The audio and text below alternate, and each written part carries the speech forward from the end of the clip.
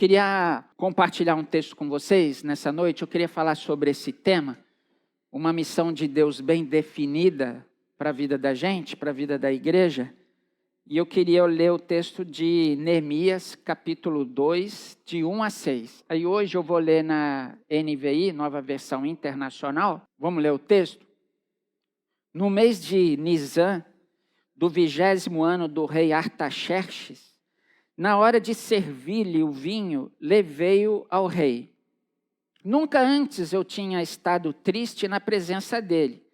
Por isso o rei me perguntou: por que o seu rosto parece tão triste se você não está doente? Essa tristeza só pode ser do coração. Com muito medo, eu disse ao rei: que o rei viva para sempre. Como não estaria triste o meu rosto se a cidade em que estão sepultados os meus pais está em ruínas e as suas portas foram destruídas pelo fogo? O rei me disse: o que você gostaria de pedir? Então orei ao Deus dos céus e respondi ao rei: se for do agrado do rei, e se o seu servo puder contar com a sua benevolência, que ele me deixe ir à cidade onde meus pais estão enterrados, em Judá, para que eu possa reconstruí-la. Então o rei, estando presente a rainha, sentada ao seu lado, perguntou-me: quanto tempo levará a viagem? Quando você voltará? Marquei um prazo com o rei e ele concordou que eu fosse. Até aí, amém? Eu não sei como que você pode relembrar, mas nós encontramos na Bíblia alguns homens que Deus deu uma missão muito específica e muito bem definida. Alguns homens, tanto no Antigo Testamento como no Novo Testamento, receberam da parte de Deus uma missão muito bem definida. Por exemplo, Noé recebeu a missão de construir um grande barco. Moisés de libertar o povo do Egito. A missão de Josué foi, então, levar o povo, conduzir o povo até a terra de Canaã. Pedro teve a missão de levar o evangelho, anunciar o evangelho aos judeus. Paulo, a missão de levar o evangelho aos gentios. Jesus veio ao mundo com uma missão: salvar pecadores. Então, a gente vê esse contexto. Homens da Bíblia, no Antigo e no Novo Testamento, que receberam da parte de Deus uma missão muito bem definida. Quando a gente volta para o texto aqui, para Neemias, o contexto aqui é que ele estava vivendo no cativeiro da Babilônia e ele recebeu a triste notícia por conta de alguns homens que vieram de Jerusalém, foram à Babilônia, e ele recebeu ali a triste notícia que Jerusalém estava em ruínas. Os muros derrubados e as portas queimadas. Se a gente voltar um pouquinho no capítulo 1, versículo 3, o texto vai dizer assim: aqueles que sobreviveram ao cativeiro, e aí a notícia então que Neemias recebe. Aqueles que sobreviveram ao cativeiro, estão lá na província, passam por grande sofrimento e humilhação. O muro de Jerusalém foi derrubado e suas portas foram destruídas pelo fogo. Sendo assim, esses homens trazem lá de Judá a necessidade ainda daquele remanescente que estava em Jerusalém. E nesse sentido, então, Neemias tem um sentimento de uma visão específica e uma missão muito bem definida da parte de Deus. Ele olha aquela necessidade do povo e salta no seu coração e na sua mente uma visão que o leva a uma missão bem definida. Que missão é essa? Ele já disse no texto que nós lemos: a reconstrução dos muros de Jerusalém. Então, ele recebe essa notícia, nasce no seu coração um sentido de missão: ir a Jerusalém, a terra de Judá, e reconstruir os muros de Jerusalém. Então, quando, irmãos, a gente olha para esse texto, a gente pode extrair alguns aspectos, e aí eu quero extrair 2 aspectos importantes dessa missão, com base, então, na experiência de Neemias, tá bom? Então, 2 aspectos importantes. Primeiro, me ajuda aí, passa por favor aí, Dudu. Primeiro aspecto, a oração precede a missão que Deus deu a Neemias. Vamos reler aqui. Aliás, a gente vai voltar um pouquinho, a gente vai para Neemias capítulo 1, versículo 2, a parte final, versículo 2 até o 4. E o texto vai dizer assim: E eu lhes perguntei acerca dos judeus que restaram, os sobreviventes do cativeiro, e também sobre Jerusalém. E eles me responderam, os homens que vieram de lá: aqueles que sobreviveram ao cativeiro e estão lá na província, passam por grande sofrimento e humilhação. O muro de Jerusalém foi derrubado e as suas portas foram destruídas pelo fogo. Quando ouvi essas coisas, sentei-me e chorei. Passei dias lamentando-me, jejuando e orando ao Deus dos céus. Certo, Ronaldo? Ao Deus dos céus, o Deus criador de todas as coisas. Então, quando Neemias recebe essa trágica notícia, não é, dos remanescentes que estavam lá em Judá e a respeito de toda a destruição de Jerusalém, o que ele faz? Ele senta e chora. Mas não somente isso, a gente vai ver que Neemias, então, antes de tomar qualquer decisão a respeito de Jerusalém e das pessoas que estavam lá, Neemias passa um longo tempo de jejum e oração. Ele senta, chora, lamenta, mas ele se dedica a um longo tempo de jejum e oração. E olha que interessante, comentei com o conselho esses dias atrás. No capítulo 1, versículo 1, que nós lemos lá atrás, o capítulo anterior, vai dizer que Neemias recebe a notícia no mês de Quisleu, que é referente a novembro e dezembro do ano de 446 a.C., aproximadamente. Então, Neemias recebe essa notícia no mês de Quisleu, novembro e dezembro. No capítulo 2, versículo 1, vai dizer que somente no mês de Nisan, ou seja, março, abril do ano seguinte, é que o rei Artaxerxes, então, percebe o semblante triste de Neemias. O que eu quero dizer para você é que, desde o momento que ele recebeu aquela notícia, até o momento quando o rei percebe o semblante entristecido, são 5 meses. 5 meses de jejum e oração. Então, o semblante de Neemias deixa transparecer para o rei um espírito entristecido e abatido. Ele vem nesse processo de 5 meses de oração. Então, oração e jejum e um coração quebrantado antecedem a missão. Quando ele recebe a notícia, Neemias, ele não sai desesperadamente para resolver o problema de Jerusalém. Ele não sai desesperadamente para procurar o rei, já que ele era copeiro do rei, ele tinha simpatia do rei, ele tinha autoridade, ele não fez isso, mas ele se propõe a viver um tempo de oração. Quando a gente olha para a oração de Neemias, no capítulo 1, me parece que segue o padrão da oração que Jesus ensinou aos discípulos. Veja se não é assim. Capítulo 1, versículo 5, Neemias ora a Deus. Ele diz: então eu disse, Senhor Deus dos céus, Deus grande e temível.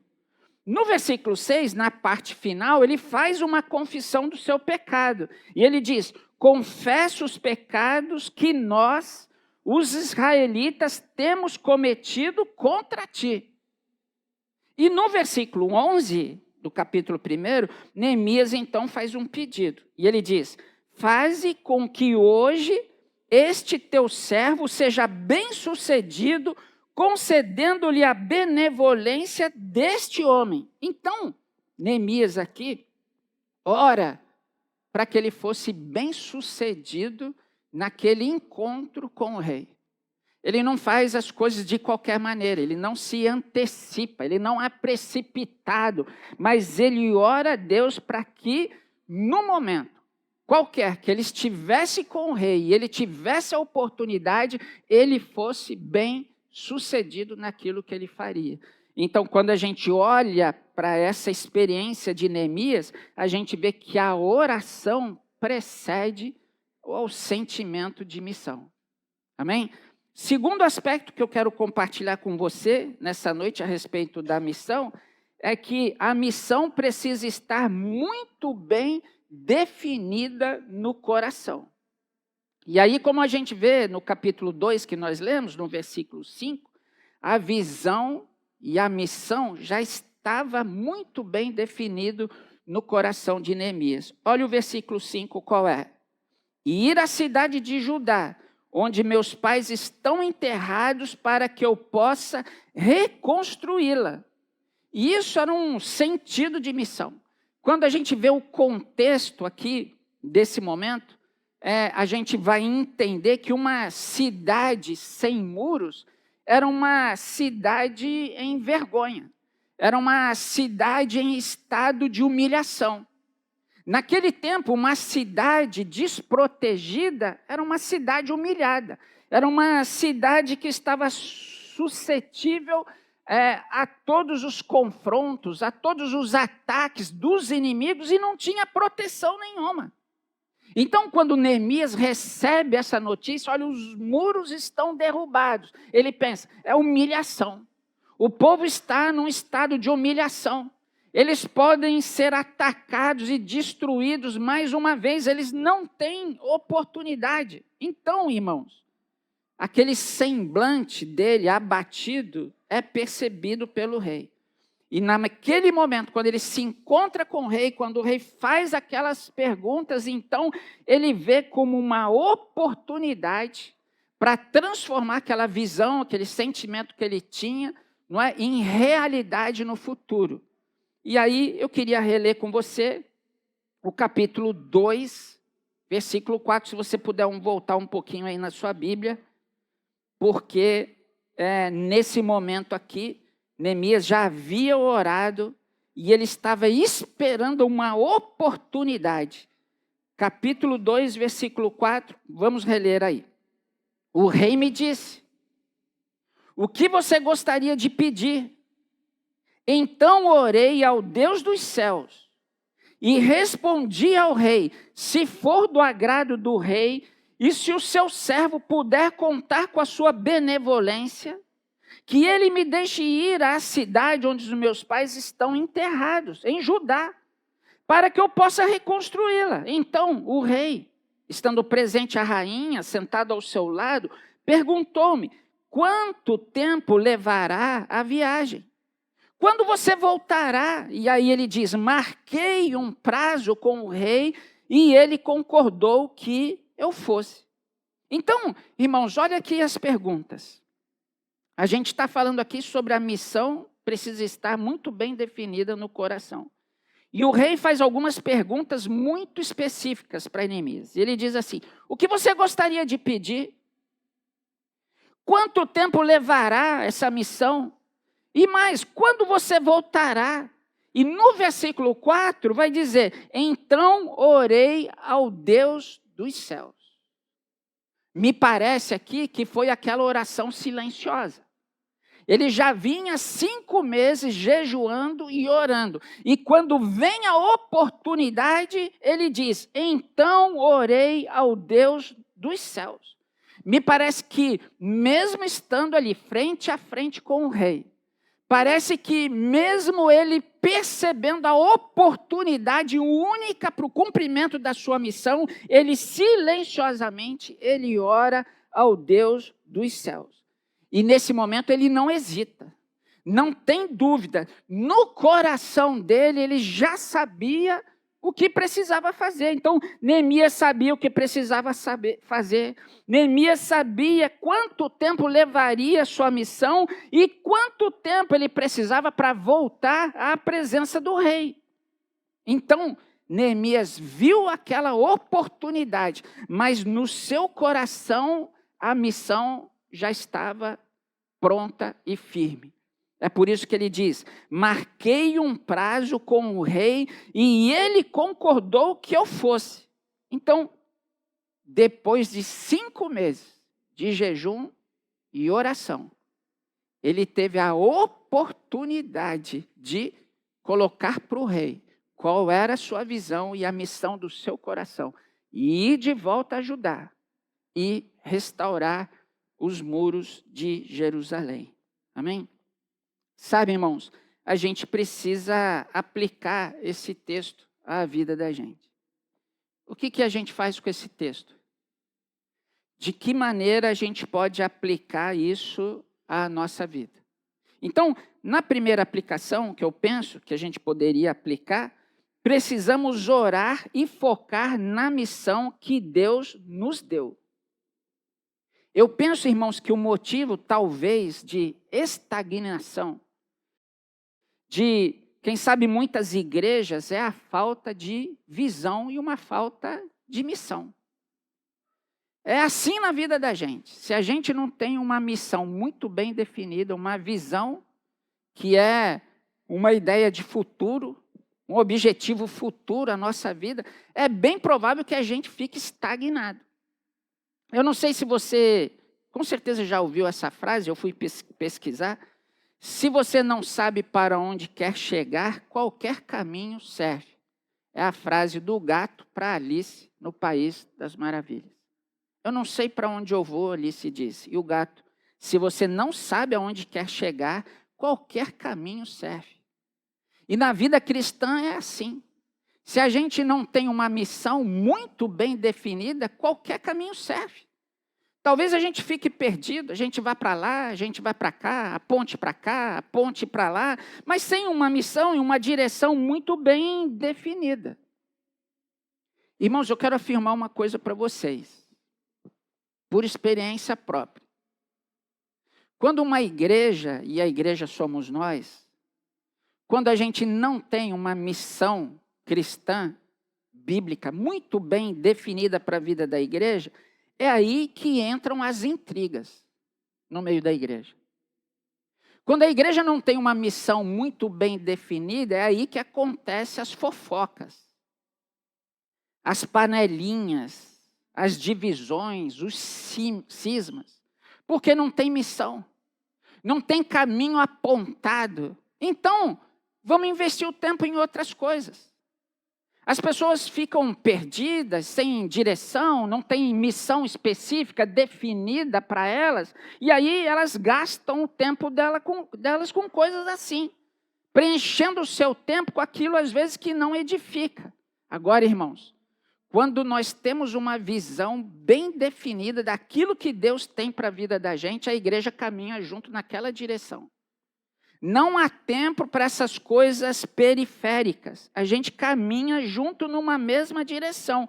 Então, a gente precisa trazer, entender para nós, no nosso contexto aqui de igreja presbiteriana Casa de Pedra, qual é a nossa missão. Para onde que o Senhor está apontando a nossa vida. Qual é a nossa missão? Aonde que a gente quer chegar? Porque uma missão bem definida no meio da igreja, ela nos atrai, ela nos desafia e ela nos une em prol de um único propósito, a missão.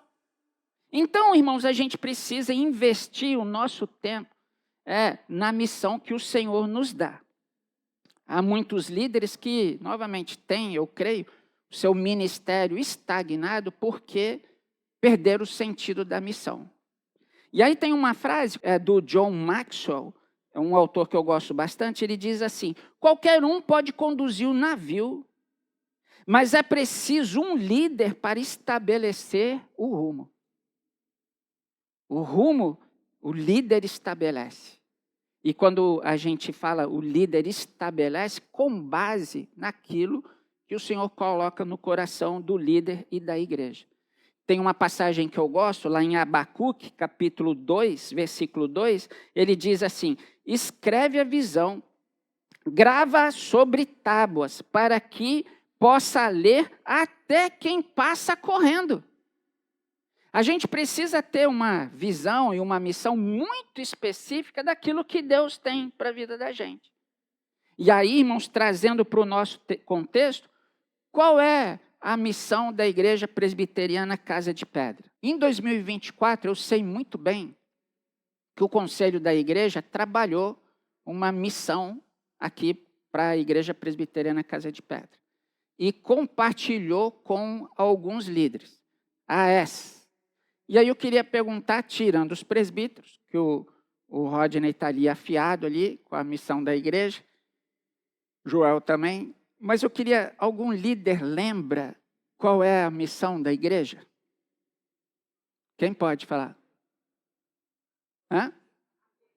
Acolher, ensinar e servir.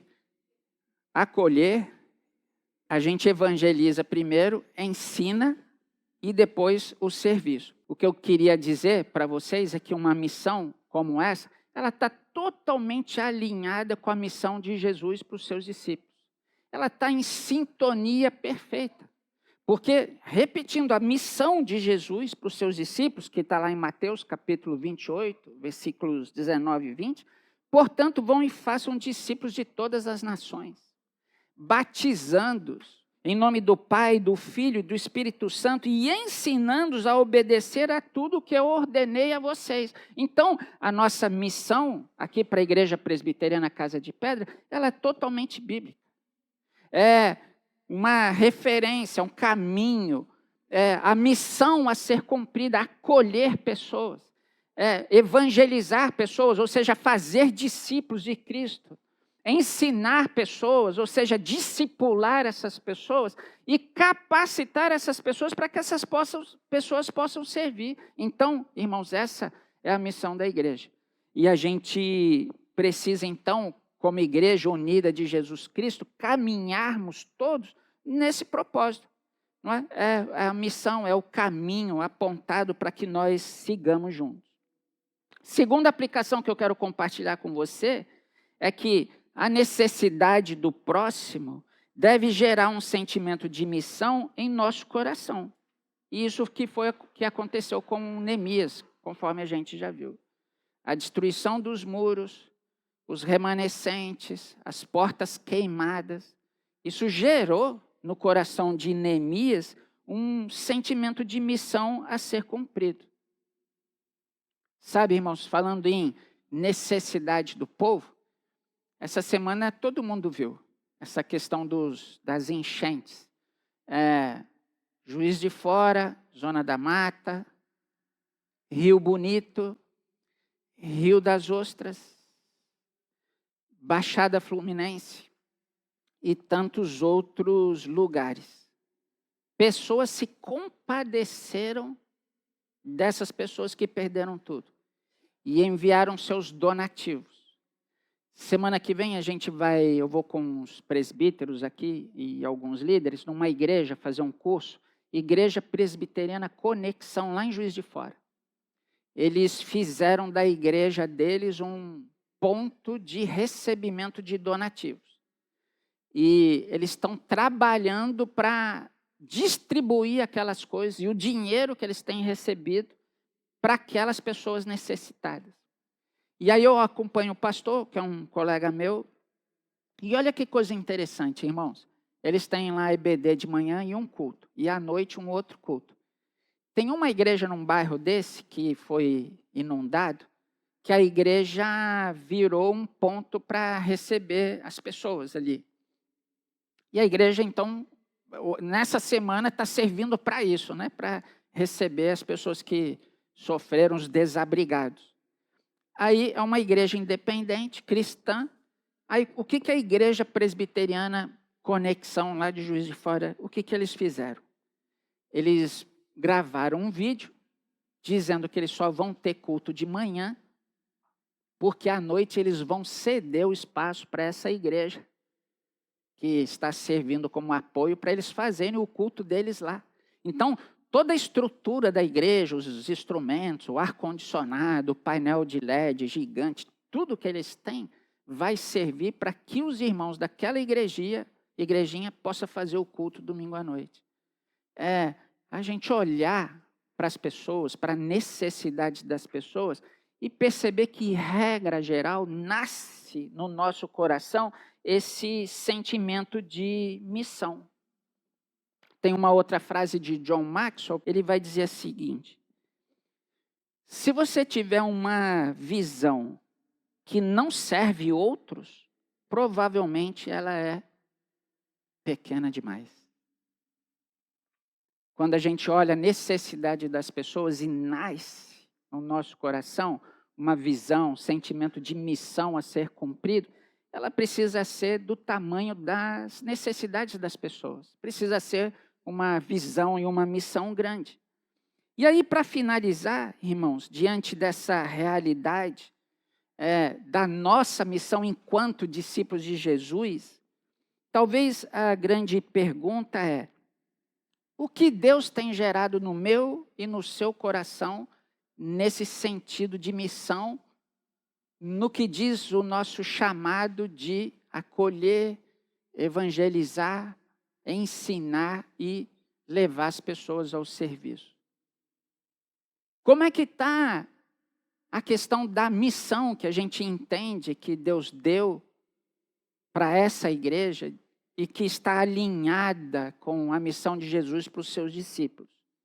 Porque se nós olharmos à nossa volta, tem sim pessoas que precisam reconstruir os muros das suas vidas. Tem pessoas que espiritualmente estão destruídas. Se nós olharmos à nossa volta, tem sim pessoas que vivem num vazio espiritual. Talvez você já tenha vivido isso, procurando algo que possa preencher o vazio do coração. E nós sabemos que a resposta é Cristo. Então, tem pessoas à nossa volta sem esperança do futuro. Tem pessoas com medo da morte. Tem pessoas que vivem relacionamentos quebrados, famílias destruídas, vivem em vãs filosofias, com ausência de paz, alegrias, caminhos equivocados que as levam a distante do Deus Criador de todas as coisas. Quando Neemias recebeu a notícia dos necessitados de Judá, ele senta e chora. E quanto a nós? A mim e a vocês. Quando nós olhamos essa gama de pessoas à nossa volta que vivem esse estado de destruição espiritual, que precisam ter as suas vidas reconstruídas, quem sabe construídas através do Espírito Santo. Será que a gente senta, chora e lamenta? Ou a gente senta e descansa com essa realidade? De que pessoas estão à nossa volta, padecendo, e eu e você, a igreja, só a igreja, pode dar uma resposta, de maneira que essas pessoas sejam curadas, transformadas e salvas através da mensagem do Evangelho.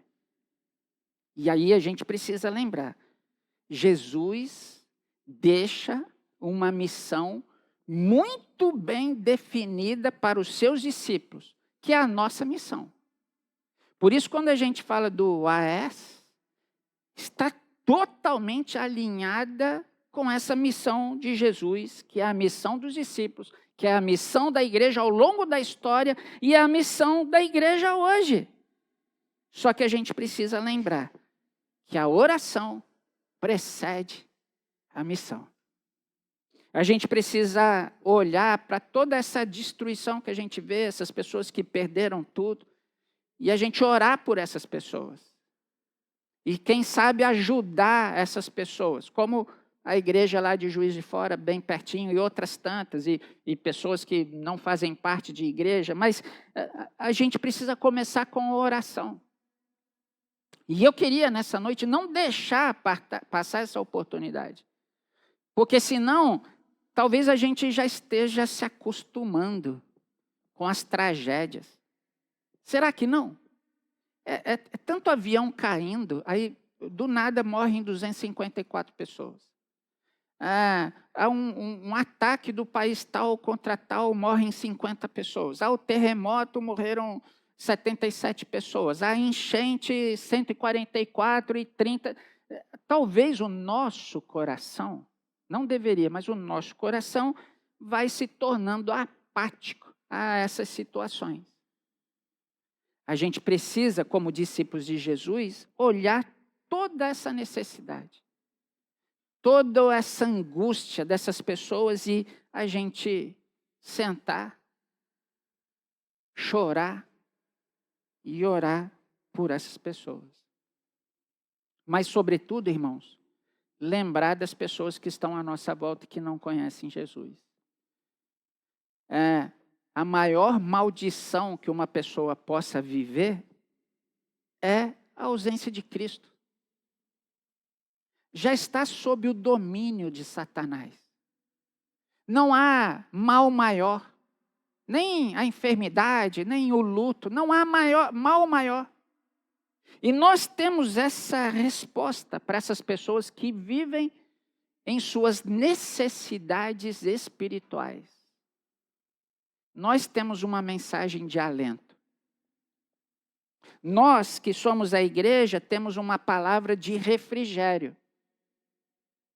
Nós, os discípulos de Jesus, conhecemos a palavra que transforma, que pode transformar a vida dessas pessoas. Nós temos a palavra que leva essas pessoas à salvação, à esperança da vida eterna. E isso acontece, nós sabemos, através de Jesus Cristo. A gente, nós, eu e você, essa igreja, a igreja de Jesus Cristo, nós temos uma missão de Deus para a vida da gente, muito bem definida. Resta saber se a gente olha para a situação das pessoas e desse mundo. Se a gente faz como Neemias, a gente senta e chora diante dessa situação. Ou se a gente senta e descansa. Se a gente finge que não vê, que não é com a gente, mas a missão é nossa.